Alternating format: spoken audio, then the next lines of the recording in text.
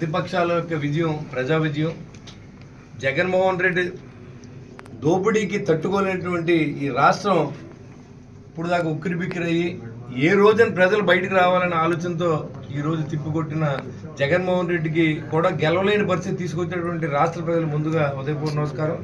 నేను ఇక్కడ పోటీ చేయడానికి అవకాశం ఇచ్చిన మా నాయకుడు పవన్ కళ్యాణ్ గారికి, అదేవిధంగా సహకరించిన తెలుగుదేశం పార్టీ కార్యకర్తలకి, చంద్రబాబు నాయుడు గారికి, బీజేపీ నాయకులకి, మా మిత్రులు రఘురామకృష్ణరాజు గారు ముందు నుంచే నన్ను ఎమ్మెల్యే చేయాలని ఆయన నాకు అన్ని రకాలుగా నన్ను సపోర్ట్ చేశారు.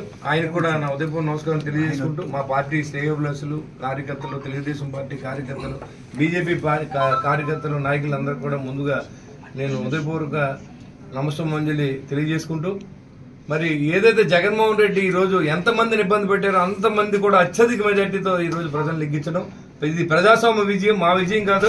ఒకవేళ మేము గెలిచి ఉంటే 5,000, 6,000తోనే అత్యవసర మార్కులతో ఆళ్ళకి గెలిచేవాళ్ళు. కానీ ఈ ప్రజా వ్యతిరేకత ఇవాళ చూశారు మీరు. 50,000 పైచీలకు మెజార్టీ నాకు ఇచ్చారంటే ఎంత బాధ్యతను మన మీద పెట్టారు, ఎంత నమ్మకాన్ని మన మీద పెట్టారు అన్నది ఒకసారి ఆలోచన చేయాలి. ప్రతి ఒక్కరు కూడా తాడేపూడిలో నాయకులంతా కూడా తెలుగుదేశం పార్టీ నాయకులు, అదేవిధంగా జనసేన పార్టీ నాయకులు, బీజేపీ పార్టీ నాయకులు, ఇది నా సొంత ఎలక్షన్, ఇది మా ఇంట్లో ఎలక్షన్ అనే విధంగా చేసి మరి వాళ్ళు కుట్టు సత్యాన్ని ఓడించారు.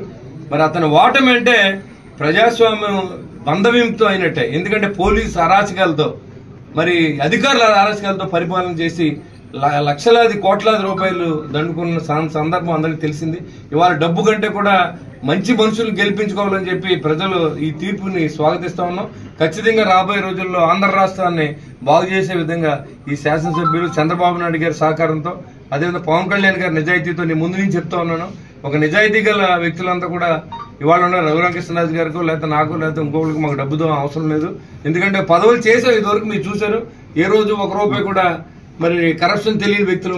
ఇదే విధంగా చెప్తున్నాం. మళ్ళీ రాబోయే రోజుల్లో కూడా మున్సిపల్ చైర్మన్ గా నేను ఏ రకంగా ఉన్నాను, అదేవిధంగా నాకు మీరు ఇచ్చిన విజయాన్ని పొంగిపోకుండా తల దించుకుని ఇంకా తగ్గి మీకు సేవ చేసే అవకాశం కల్పించిన ప్రతి ఒక్క కుటుంబ సభ్యులందరూ కూడా, Janasena party, Telugu Desam party, BJP party కుటుంబ సభ్యులందరూ కూడా మరొకసారి నా ఉదయపూర్వ నమస్కారం తెలియజేసుకుంటూ, మాకు ఈ అవకాశం ఇచ్చినటువంటి ఏదైతే చంద్రబాబు నాయుడు గారు, మా నాయకుడు ముఖ్యంగా పవన్ కళ్యాణ్ గారు రెండోసారి నాకు అవకాశం ఇచ్చారు. ఒకసారి ఓడిపోయినప్పుడు కూడా నా మీద నమ్మకం పెట్టి సీను గెలిచి రావాలి మీదని చెప్పి నన్ను ఆశీర్వదించి పంపిన మా నాయకుడు పవన్ కళ్యాణ్ గారికి నేను ఎప్పుడు రుణపడి ఉంటానని చెప్పి నా యొక్క ఈ సీటుని ఆయనకే నేను ఏం జరిగినా పవన్ కళ్యాణ్ గారే నాకు. ఎందుకంటే నేను వాళ్ళు నిలబడ్డాను, నాకు సీట్ ఇచ్చారంటే కారణం పవన్ కళ్యాణ్ గారు.